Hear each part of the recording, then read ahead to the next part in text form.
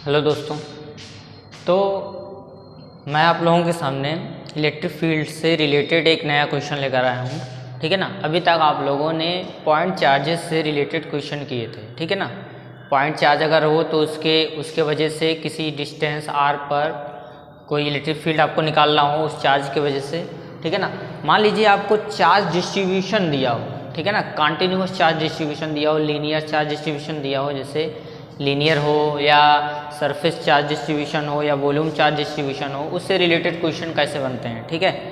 तो यहाँ पर जो क्वेश्चन है कि calculate the electric field at a point 10 centimetre from a sphere of radius 5 centimetre with surface charge density 3 nano coulomb per metre square. ठीक है।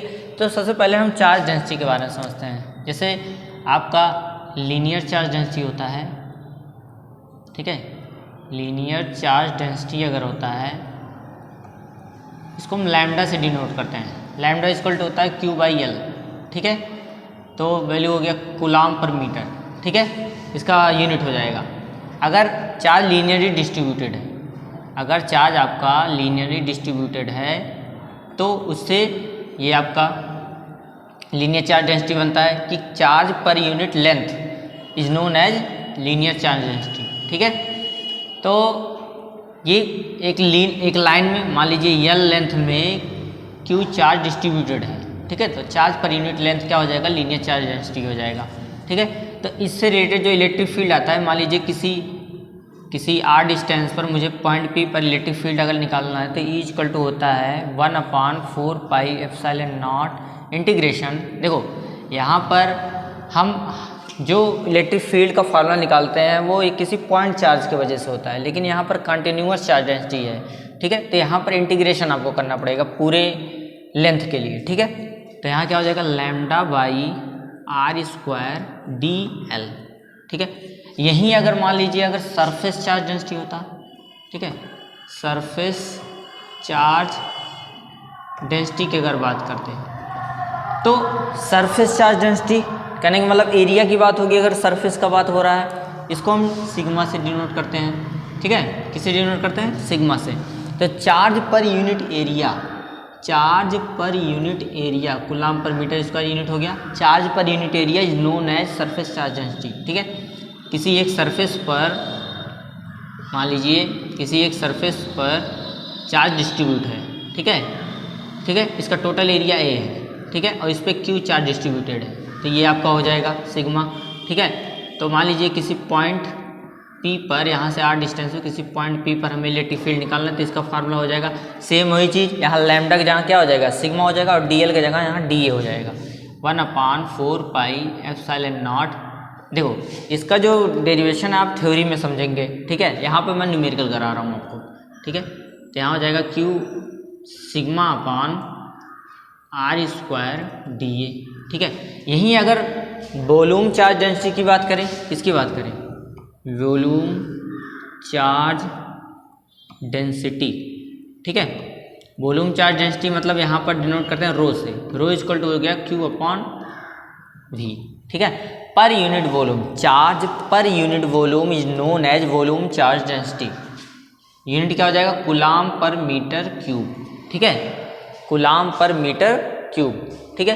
तो किसी वॉल्यूम में मान लीजिए पूरे वॉल्यूम में अगर चार्ज Q डिस्ट्रीब्यूटेड है, मान लेते हैं एक क्यूब शेप में कोई है। ठीक है।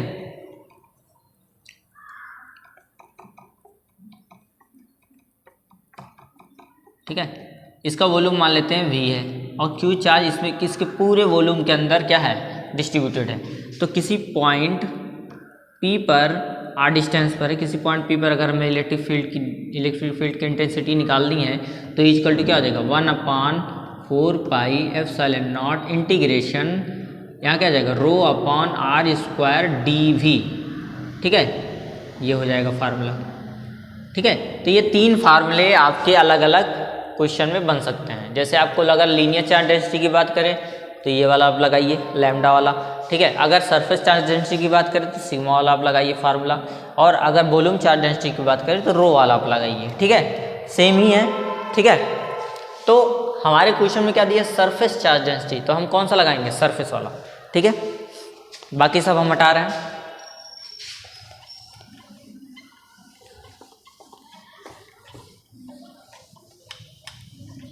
तो क्वेश्चन में आपको दिया है कि एक स्फीयर है, एक स्फीयर है, स्फीयर के सरफेस पर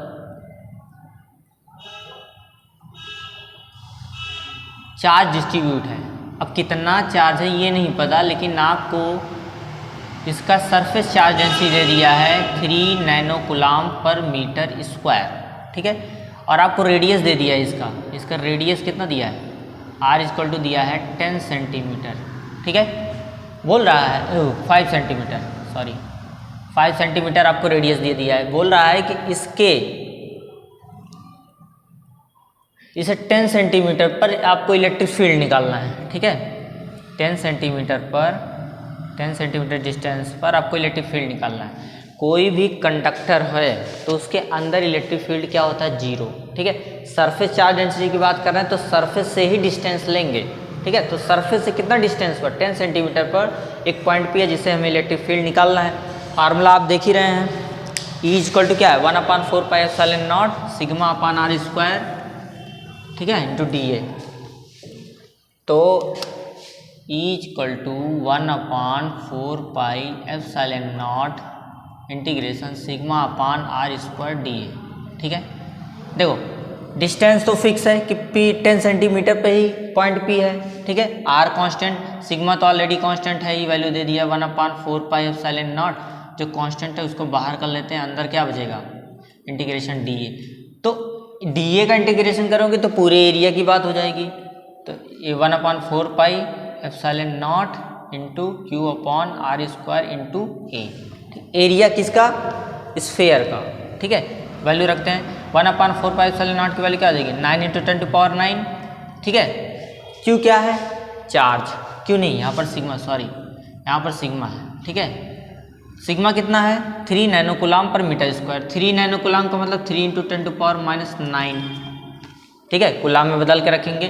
अपॉन R कितने डिस्टेंस निकालना 10, तो 10 × 10⁻² मीटर में कन्वर्ट कर लेते हैं का स्क्वायर इंटू एरिया कितना होगा स्फीयर का। स्फीयर का एरिया क्या होता है, एरिया होता है इसका 4πr²। स्फीयर का एरिया ऑफ स्फीयर, ठीक है। गोले का जो एरिया होता है, गोले का जो क्षेत्रफल होता है वो A = 4πr²। R क्या है, रेडियस, तो 4π, ठीक है। पाई का वैल्यू रख सकते हैं 22/7, ठीक है। R² 5 दिया है तो 5 × 10⁻² का स्क्वायर, ठीक है, ठीक। तो यहाँ कैलकुलेट कर लेते हैं इसको, 27, ठीक है।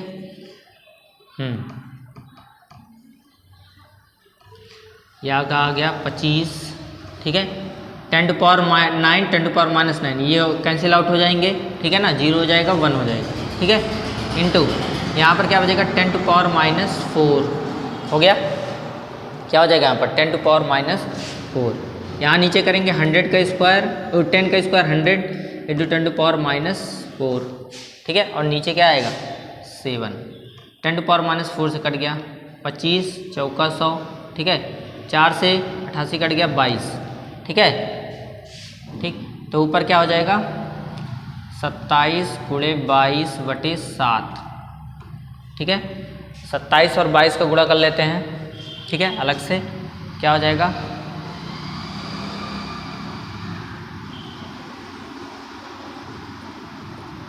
ठीक है 54, 4 5 4 9, तो ये आपका आ जाएगा 594/7।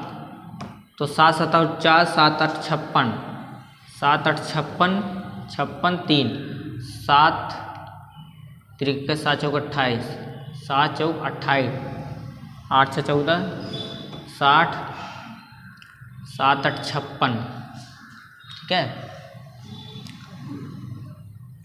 4 50 7 25 35, तो लगभग 84.85, ठीक है ना, 7 7 49 कर लो, 84.854 न्यूटन पर कूलाम आपका वैल्यू आएगा इलेक्ट्रिक फील्ड का। ठीक है। तो ये एक तरीके का क्वेश्चन था, ठीक है।